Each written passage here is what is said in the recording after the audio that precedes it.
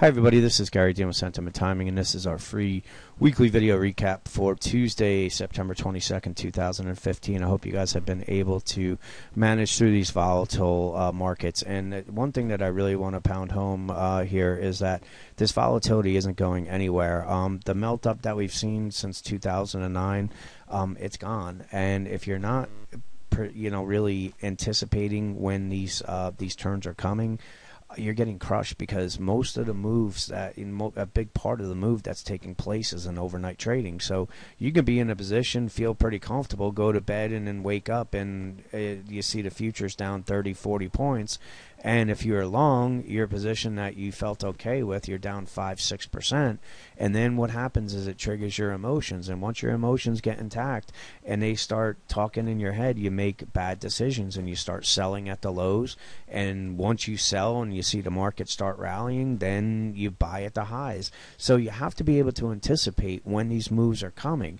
And, I'm going to go over a lot of that right now and what we do to try to help control some of our members' emotions. So at Sentiment Timing, we believe that human beings and the markets are irrational. There's always going to be an irrational element at work, and that's what creates the market opportunities. Now, Woody Dorsey, we find these opportunities by Woody Dorsey's proprietary sentiment data that he has, as well as his technical timing indicators that project when these turns are going to take place.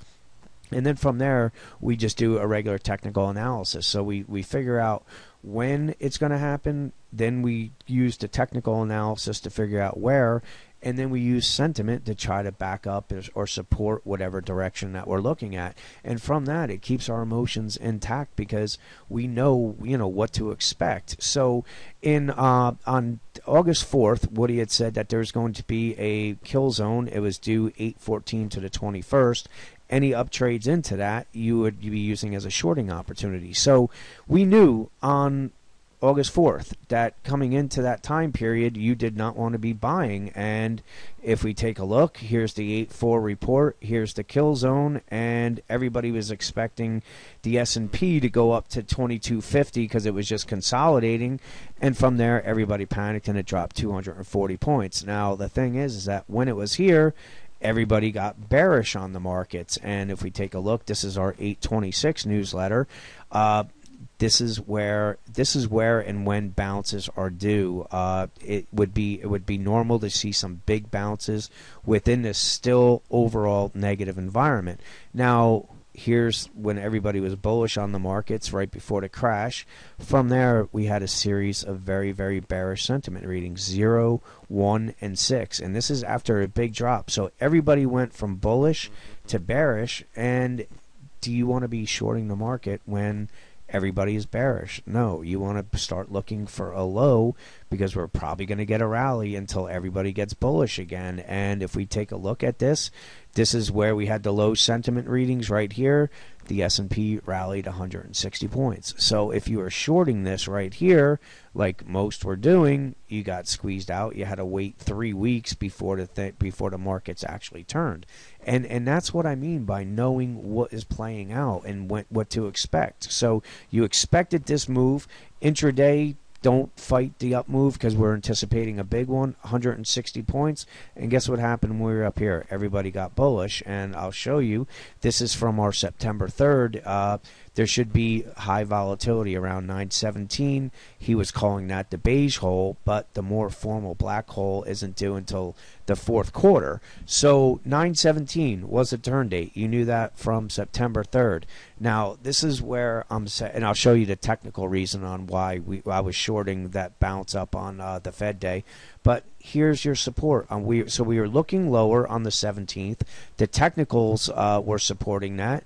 And now we have sentiment that was supporting it. Everybody got bullish. Now, another important part is this, is that intermediate term sentiment got very much into extreme bullish readings.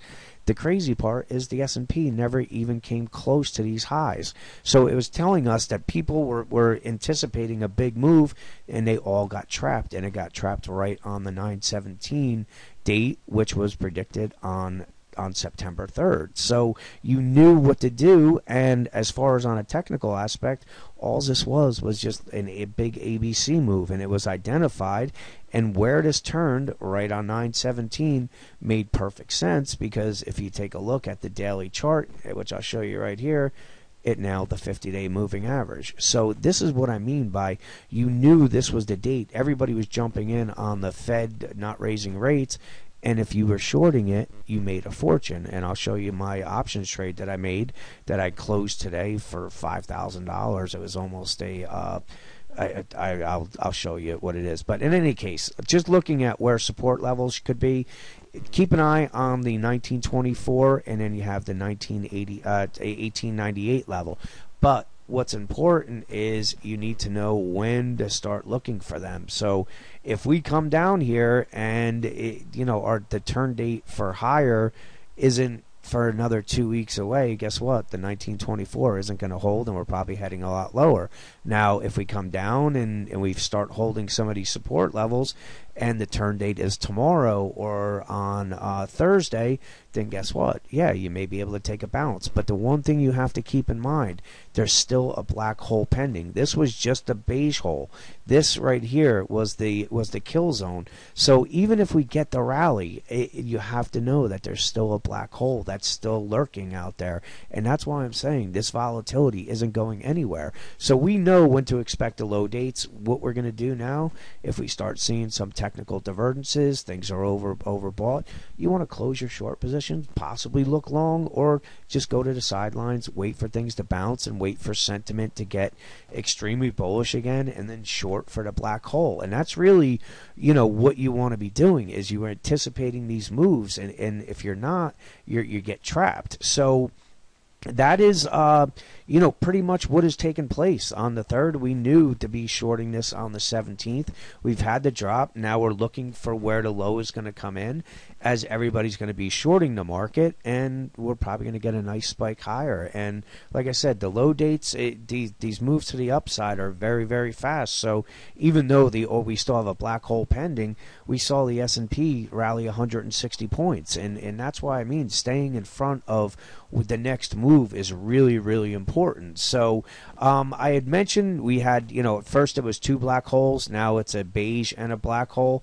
Well, the kill zone came. You already know that we had started the beige hole right here, and what is pending is the black hole. And I didn't update this, but Woody's now predicted over 1,400 points since September 19th, which is about a year ago, and all these dates were predicted ahead of time, and especially the kill zone. I just didn't update this chart. So if you're looking to trade with confidence with Trading Secrets, where Woody has his proprietary sentiment database, as well as his technical timing indicators, and somebody that has been in the business for over 30 years, we're still offering, we're opening it back up, we do this each week, 10 spots for 50% off. Once they're filled, we will remove that, and we may send out another special, or you just have to go at the normal rate plan. So anybody that does subscribe, I'm still giving the free membership to my Markets Path website, and on that, really, I charge $80 a month for it, so it's a $960 value. As long as you remain a member of Sentiment Timing, you will have full access to this site as well. I do morning notes, nightly video reports, email trade alerts, trading room. I think it's automated. If not, just send me an email, gary.dean@marketspath.com, and I will get you set up. And what I was talking about as far as anticipating moves, this was the 17th. I've been showing you that this is the turn date, and I just bought 10, well, I have more than that, but for this particular trade, I bought 10 contracts, cost me $27.50. I just closed them today for $82.75, so I made $5,500 in those 5 days. Now, I was trading the IWM. I'm now trading SPY. This was just from 8.4 to 9.23, and I'm up about $7,600. It's nothing big, but I don't really trade that big. So, like I said, if you're interested, grab onto one of those 10 spots, and hopefully we'll see you as a member. If not, you'll be hearing about when the low dates were set, and you'll probably see the S&P up 100 points. So with that, have a great week, and I'll talk to you next week.